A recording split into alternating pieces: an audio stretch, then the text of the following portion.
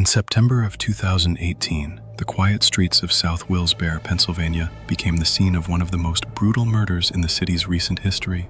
But the first sign that something was wrong wasn't a 911 call or a frantic witness. It was a single, panicked golden retriever running loose on Cary Avenue at 3 o'clock in the morning, with nobody chasing him and nowhere left to go. Shortly after, residents in the area began calling in reports of a stray golden retriever wandering the streets. Police Sergeant Joseph Ziegler was dispatched to the location and found the animal unharmed at the nearby Turkey Hill mini-mart that he'd wandered into. The officer was in luck. The dog was wearing a collar, which helped identify its name, Joe. The collar also carried his owner's phone number and address. Figuring this would be a simple find and return case, Officer Ziegler called the owner, but nobody picked up.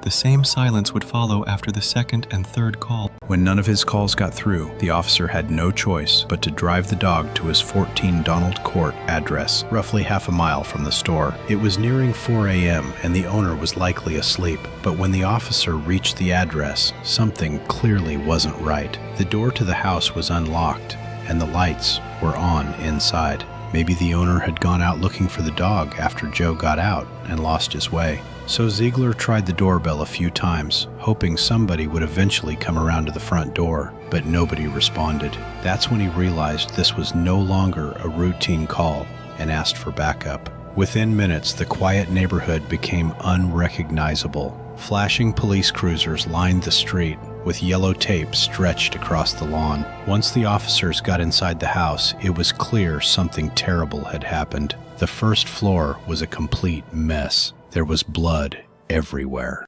The kitchen floor was littered with items, and the patio and garage doors were wide open. But it wasn't until they got to the second floor that the cops realized what they were dealing with. As they approached the master bedroom, they saw a man face down on the floor near the nightstand. His shirt was soaked with blood. The sight alone was bad enough, but the smell was worse. The gash in his lower back, along with the 8.5-inch knife lying just feet away, made it clear how he'd died. Everything in the room was either scattered or overturned, which told the police he hadn't gone down without a fight. But while searching, officers found something far more chilling: a red gas can sitting near the victim's body. The man was identified as 58-year-old Fred Boote. The patrolman who found him, James Fisher, had known him personally for years. Boote was a well-loved member of the Wilkes-Barre community and a father to 4 grown children. His wife Erin had passed away 3 years earlier in 2015, but rather than let her memory fade with time, Fred kept it alive by setting up a scholarship in her name. His obituary would read how welcoming he was and how much he loved his dogs, Mia and Joe. In the end, it was Joe who led the cops to that house. Now it was up to them to bring Fred's killer to justice. Their first lead came from Brian, Fred's son. Brian had been trying to reach his father, but like Officer Ziegler, he'd called him repeatedly until the silence became impossible to ignore. That's when he pinged his father's phone and discovered it wasn't at Donald Court. It was a few blocks away on Willow Street. The phone was one of only 2 things taken from Fred's house that night. The other was a $20 bill. Neither of them gave investigators much to work with, but all that would change in the next 12 hours. At roughly 1 p.m., locals reported a fire in the basement of a nearby apartment building on Maffitt Street. When firefighters arrived, they found a pile of clothing and shoes burning in the shared basement of the building with a layer of tar paper draped over the top. The fire had been set deliberately. Believing it might be connected to the murder from earlier that morning, they contacted the police. The pattern on the soles of the shoes was an exact match for the bloody footprints leading away from Fred Boote's bedroom. Whoever had tried to burn Fred's lifeless body the night before had later gone to 95 Maffitt Street to destroy any evidence of their presence. This was the killer's second attempt to erase himself from the evidence, but it would fail spectacularly.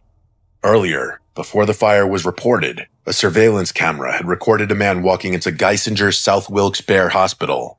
His hands were badly torn up and bleeding, the kind of wounds you'd get from losing your grip on a knife mid-swing. The hospital staff he'd been assaulted the previous night, and they had no real reason to question him, but the cops eventually would. That same day, a woman named Carmen Cardi walked into a police station and reported her 14-year-old daughter, Louisa Reyes, missing. According to Carmen, Luisa had left the night before with her boyfriend and was potentially in danger. That boyfriend was the same man captured on the hospital surveillance camera that morning, with his hands wrapped in bloody bandages. In the span of less than 24 hours, police were now juggling 4 separate incidents: a murder, an arson, a hospital walk-in with knife injuries, and a missing teenage girl. And all 4 led back to the same man, 31-year-old Reynaldo Mercado. He lived in the building at 95 Mathich Street, only a few blocks from Willow Street where Fred's phone was located. The same building where the basement fire had been set hours earlier. Mercado was staying there with Luisa, the 14-year-old daughter of Fred's ex-girlfriend. She had once lived at Fred's house herself with her mother Carmen until Fred ended the relationship that summer. But by the time police had pieced this together, Mercado was already across state lines planning to flee the country to the Dominican Republic. He would have been successful if it wasn't for one mistake Mercado had told his uncle. He and Reyes had shown up at his uncle's house in West New York the night before. The plan was simple: get into New York City in the morning, get a passport, and fly out. Jose didn't believe him at first, so Mercado pulled up the local news reports from Wilkes-Barre and showed his uncle the headlines about Fred Boote.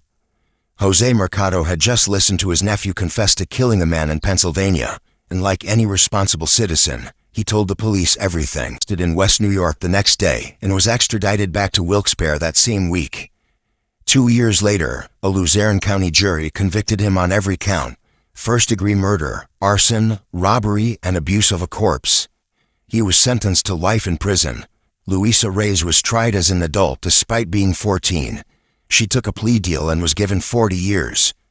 After the verdict, the Boote family released a short, heartfelt statement Fred would have been proud of. As per Joe, the dog who set the entire investigation into motion, he went home with Brian, Fred's son. The scholarship Fred had set up in Aaron's name now also carries his: the Fred and Aaron Boote Scholarship for the Arts.